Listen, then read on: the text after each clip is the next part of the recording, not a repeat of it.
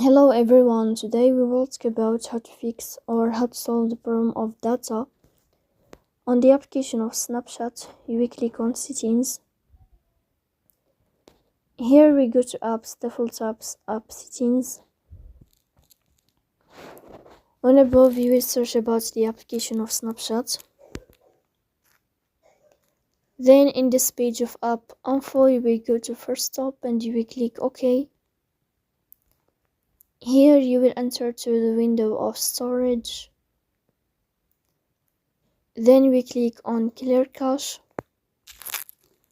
Here you can turn on your airplane mode and you can turn off your airplane mode again to fix that problem.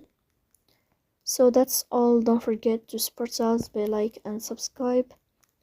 See you next time in another video, and thank you for your watching and your attention.